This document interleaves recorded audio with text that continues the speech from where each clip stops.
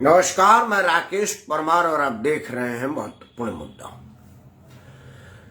मित्रों, महत्वपूर्ण मुद्दे में सबसे महत्वपूर्ण विषय यह है कि क्या यह कल्पना किया जा सकता है कि करीब करीब 100 करोड़ से भी ज्यादा वाले आबादी में मतलब जहां पर सीधा सीधा सत्य सनातन को मानने वाले, पूजने वाले, उससे संबंध रखने वाले 100 करोड़ से भी ज्यादा है। अगर सही आंकड़ा माना जाए कि हम 130-135 करोड़ से ऊपर हो गए हैं तो हम करीब करीब 110-12-15 करोड़ सत्य सनातन के लोग होंगे। उस बहुलता वाले देश में उसके सबसे बड़े आराध्य मर्यादा पुरुषोत्तम भगवान राजा राम के जन्मोत्सव के रैली को, उत्सव को मनाने पर इस देश में दंगा फसाद हो सकता है? क्या यह संभव है और क्या यह उचित है? क्या यह चिंता का विषय नहीं है कि हम अपने देश में अपने आराध्य का जन्मोत्सव भी नहीं मना सकते? हम इस स्थिति में आ गए हैं। क्या ये हमारे सहिष्णुता का पराकाष्ठा है, नपुंसकता का निशानी है, या आपस में एक न रहने की खमियाजा है? इन विषयों पर विचार करने की आवश्यकता है और इन्हीं विषयों पर कुछ देर आपसे बात करूंगा। कृपया वीडियो के अंत तक बने रहिएगा और आपसे हाथों के प्रार्थना करते हैं कि इस वीडियो को लाइक करें, इस चैनल को सब्सक्राइब करें और अपने सभी समूह में साझा करें। मित्रों, आप समाचारों में सुन रहे होंगे कि जब से रामनवमी बीती है तब से देश के हर हिस्से में कई जगह पर दंगे फसाद हुए हैं। सत्य सनातन के मानने वालों के भीड़ पर बम से आघात हुआ है, गोली बारूद और पथराव हुआ है। यह उस इलाके में सबसे ज्यादा हुआ है जहां पर गैर भाजपाई सरकारें हैं। जैसे बिहार में नीतीश कुमार और लालू प्रसाद यादव के गठबंधन की सरकार चल रही है, वहां परिस्थिति बड़ी दयनीय है। पश्चिम बंगाल में ममता बनर्जी ने रामनवमी के जुलूस के पहले सार्वजनिक घोषणा किया था कि आप रैली निकालिए, रैली निकालने से कोई एतराज नहीं है, लेकिन अगर आप किसी मुसलमान को डिस्टर्ब करेंगे तो हम छोड़ेंगे नहीं। ममता बनर्जी को हमने कभी यह सुनते नहीं देखा है कि आप नमाज करिए, कोई दिक्कत नहीं, लेकिन किसी हिंदू भाई को अगर डिस्टर्ब करेंगे तो हम छोड़ेंगे नहीं। ममता बनर्जी यह कहने की हिम्मत कभी नहीं की, लेकिन वो सत्य सनातन को रोज रोज प्रताड़ित करते हुए सुनी जाती है, देखी जाती है और हम सब देखते हैं। ऐसा क्यों?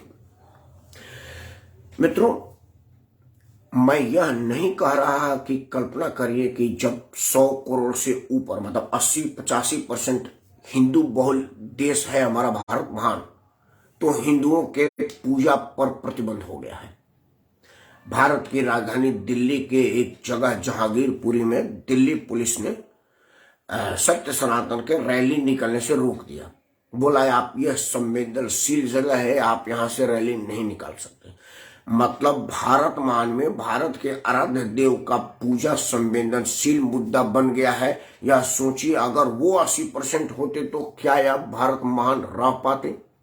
यह मैं नहीं कह रहा हूं क्योंकि अब भड़काऊ के श्रेणी में आएगा, लेकिन विचार करने के लिए तो आप स्वतंत्र हैं, स्व से जवाब देने के लिए तो आप स्वतंत्र हैं और इस प्रश्नों का जवाब मांगने के लिए तो आप स्वतंत्र हैं। स्वयं से जवाब मांगिए, सरकार से मांगिए, देश से मांगे और कानून व्यवस्था को सुचारू रूप से चलाए रखने की जिम्मेवार लोगों से मांगे। आखिर क्यों जब आदमी कोई रैली आयोजित करता है जिसमें भगवान का नाम ले रहा है, बिना हथियार का है, उस पर हथियारों से हमला क्यों किया जाता है? मित्रों, मैं कई बार यह बोल चुका हूं, फिर एक बार बोल रहा हूं। सत्य सनातन को देश के आजादी के दिन से ही कमजोर करने का कुचेष्टा हुआ, कुप्रयास हुआ और साजिशतन हम सब पर अत्याचार हुआ।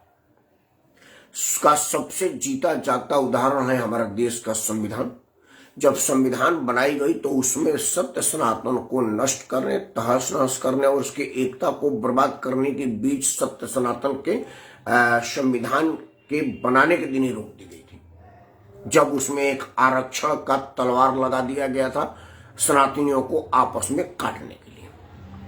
अब जो स्वर्ण समाज के लोग हैं वो इस उम्मीद से दलित से नफरत करना चाहते हैं या करते हैं कि भाई यह आदमी बिना किसी कारण के हमारे ही हक पर डाका मार रहा है, नौकरी का इंटाइटल मैं पढ़ाई से, शिक्षा से, समझ से मैं ज्यादा हूं, लेकिन ये आरक्षण से ये ले जा रहा है।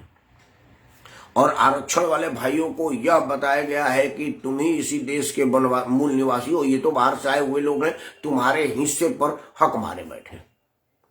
अब दोनों लोगों को हक की लड़ाई में फंसा दिया गया है और वो अपना उल्लू सीधा कर रहे हैं। इस देश में यही हो रहा है। हर तरह से सनातन को रोकने का प्रयास किया गया। जब से इस देश की आजादी की लड़ाई शुरू हुई उसी दिन से इस चीज की कल्पना शुरू कर दी गई, क्योंकि देखा अंग्रेजों ने कि भाई आजादी में तो हिंदू मुस्लिम अगड़ा पिछड़ा कोई है ही नहीं है, ये तो सबके सब माँ भारती के लाल है, भारतवासी हैं। तो इस देश को कैसे कमजोर किया गया? इसमें कोई अशफाकुल्ला का मुसलमान नहीं है, अब्दुल हमीद मुसलमान नहीं है, वीर कुंवर सिंह हिंदू नहीं है। ये क्या होगा? इस देश का तो कुछ हो ही नहीं सकता, क्योंकि जहां पर जिसका नाम वीर कुंवर सिंह है वो हिंदू नहीं है, जिसका नाम लक्ष्मीबाई है वो हिंदू नहीं है, जिसका नाम झलकारी बाई है वो मुसलमान दलित नहीं है। इस देश का क्या होगा? बहादुर शाह जफर मुसलमान नहीं है, वो सब के सब भारतवासी हैं। तब उन्होंने कहा कि भाई इसमें हिंदू मुस्लिम का पूत डालो। शुरू हुआ और डालते डालते ऐसी बुरी स्थिति आ गई कि इस देश को धर्म के आधार पर बांटना पड़ा। उसके बाद आरक्षण दिया गया और आरक्षण के बाद इतिहास को कैसे तोड़ मरोड़ गया, कैसे नष्ट किया गया, ये 2-3 उदाहरण आपको दे देता हूं। मित्रों, आप लोग सुने होंगे कि इस देश में मुगलों ने संवारा है। उदाहरण दी जाती है कि लाल किला मुगल बनाए, जामा मस्जिद मुगल बनाए, आगरा का किला मुगल बनाए, कई चीजें देश में बताई जाती हैं। मित्रों, मैं बड़ा विनम्रता से यह पूछना चाहता हूं कि मुगल जहां से आए हैं, इराक, ईरान, मंगोलिया, सीरिया, जो उस तरफ से मुगल नॉर्थ मिडिल ईस्ट से आए हैं, मुगल इस देश के तो है नहीं। तो जहां से वो आए हैं, क्या उन्होंने वहां कोई शौचालय भी बनाया है? मतलब सऊदी अरबिया में, मुगल में, जहां से मुगल ओरिजिन है, वहां किसी ने कोई पैखाना भी बनाया है? कभी है इतिहास? मतलब देख रहे हैं आप लोग, जो आदमी जहां का रहने वाला है वहां पैखाना भी नहीं बना पाया और भारत महान में आकर के लाल किला और पीला किला और नीला किला बना दिया। इस छलावे को आप बर्दाश्त कर रहे हैं, इस छलावे पर आप भरोसा कर रहे हैं। इस बात से बड़ी बेवकूफी कुछ और है क्या आपको? भाई मैं बहुत बड़ा कारीगर हूं तो सबसे पहले अपना घर बनाऊंगा, और मैं झोपड़ी में रह रहा हूं और आपके लिए महल बना रहा हूं, यह कैसे हो सकता है? हाँ, अगर मैं मजदूर हूं तो मजबूर हूं, क्योंकि मेरे पास संसाधन नहीं है, पैसा नहीं है, अपने घर कैसे बनाऊं? देश में बहुत सारे लोग हैं जो लाल किला से भी बड़ी बड़ी बिल्डिंगें बनाए हैं, लेकिन वो खुद झोपड़ी में रहते हैं, क्योंकि मजदूरी करते हैं। लेकिन अगर मैं अपने पैसे से आपके लिए महल बना रहा हूं तो खुद के लिए झोपड़ी क्यों बनाया हूं? यह बात किसी ने पूछा, किसी ने कहा? लेकिन हमारे दिमाग में है कि किसी से पूछोगे कि भाई दिल्ली का लाल किला किसने बनाया, जिस पर प्रधानमंत्री झंडा उड़ान करते हैं? बहादुर शाह जफर ने बनाया। आगरा का ताजमहल किसने बनाया? शहंशाह ने बनाया। और भी कई कृतियों को उल्लेख किया जाता है। लेकिन क्या आप में से किसी को यह मालूम है कि अयोध्या को तहस नहस किसने किया? आपको पता है ये बात? हर आदमी जानता है कि मोहनदास करमचंद गांधी को नाथूराम गोडसे ने मार दिया। हर आदमी 30 जनवरी को उनका पुण्यतिथि मनाया जाता है और लोग नाथूराम गोडसे को गाली देते हैं। लेकिन क्या आप में से किसी को यह बताया गया कि उसी लाल किला के ठीक सामने शीशगंज गुरुद्वारा है दिल्ली में? उस शीशगंज गुरुद्वारे की इतिहास कभी आपको बताया गया? किसी ने बताना चाहिए, आप पढ़े कि भाई शीशगंज गुरुद्वारा का नाम शीशगंज ही क्यों पड़ा? नहीं पढ़ाया गया। यही छलावा हमारे साथ आ रहा है। इसी वजह से आज हम 100 करोड़ से ऊपर होते हुए भी अपनी शक्ति को नहीं पहचान पाए, क्योंकि हमें यही बताया गया कि मैं क्या करूं इस देश में, तो जितनी कृतियां बनी है वो सारे मुसलमानों ने बनाया है, तो उनसे क्या करना। लेकिन उन्होंने कभी यह नहीं बताया कि अयोध्या का तहस नहस किसने किया, किसने अयोध्या को बर्बाद किया, किसने भारत के और चीजों को बर्बाद किया। दूसरा और सबसे महत्वपूर्ण बात ध्यान दीजिएगा कि दुनिया में 7 अजूबे हैं, जिसमें मिस्र का पिरामिड है, कई मतलब 7 अजूबे के नाम दिया गया कि ये बड़े अजूबे चीज है। उसमें एक आगरा का लाल किला, ताजमहल भी है, ये अजूबा में से है। मैं आगरा का ताजमहल देखा हूं, घुमा हूं, और दक्षिण भारत के कुछ मंदिरें भी हमने देखे हैं। दक्षिण भारत के मंदिर के सामान रखने वाला जो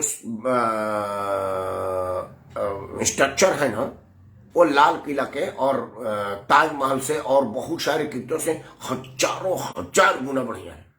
लेकिन अजूबा में वो नहीं है।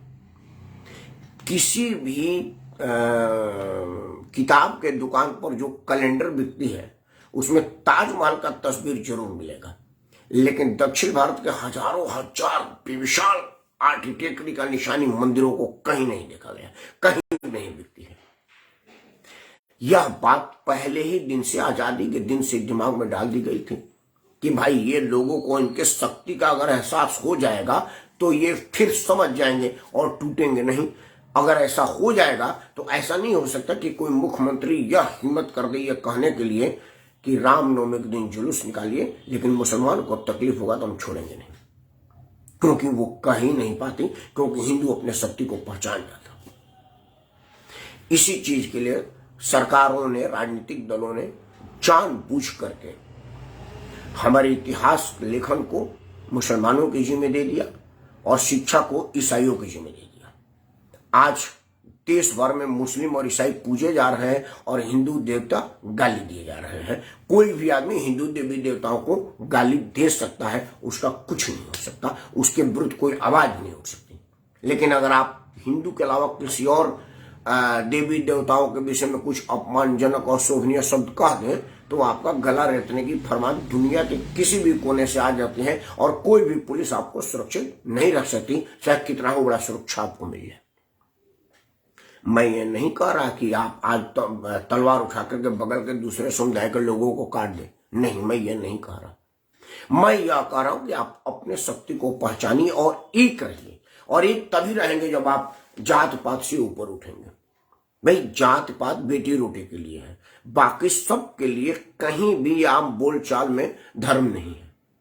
आप जब रिक्शा पर घर से बाहर निकलते हैं, रिक्शा पर बैठते हैं तो धर्म नहीं है। जब आप गाड़ी में बैठते हैं तो टैक्सी वाले से धर्म नहीं पूछते, बस से टिकट लेते हैं तो कंडक्टर से धर्म नहीं पूछते।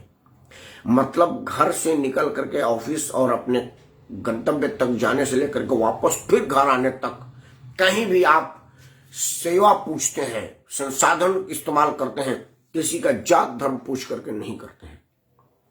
लेकिन हमारे दिमाग में जातीय जहर घोली गई है कि ये राजपूत है, ये पंडित है, ये दलित है। क्या है, आपने कभी किसी को सुना है कि कहते हैं हेलो भाई तुम कौन से जात के हो, मुझे तुम्हारे रिक्शा पर बैठना है? आपने कभी सुना है कि भाई ये सब्जी वाला, लोग पूछते भाई सब्जी किस रेट का, पूछा है कि भाई तुम कौन से जात के हो क्योंकि मुझे सब्जी खरीदनी। कभी पूछा है कि भाई कंडक्टर तू कौन से जात का है, भाई मेरे को टिकट खरीदनी है बस का। ये नहीं है, लेकिन हमारे दिमाग में जात डाली गई है। इस भ्रमजाल से बाहर निकलिए, और जब इस भ्रमजाल से बाहर निकल जाएंगे और अपने सरकारों को बता देंगे कि आप पूर्णतः बाहर निकल गए हैं, तो समाचार चैनलों पर यह खबर प्रसारित नहीं हो पाएगा, क्योंकि ऐसा हो ही नहीं पाएगा कि कोई कहे कि भारत महान में मर्यादा पुरुषोत्तम भगवान राजा राम के पवित्र जन्मोत्सव पर बमबारी हुई, आगजनी और तोड़फोड़ हुई, क्योंकि कोई आदमी ऐसा हिमाकत कर ही नहीं पाएगा। ऐसा ना हो, इन्हीं उम्मीदों के साथ, इन्हीं प्रार्थना के साथ मैं राकेश परमार आप सबको प्रणाम करता हूँ। जय हिंद, जय श्री राम, वंदे मातरम और जय भारत महान।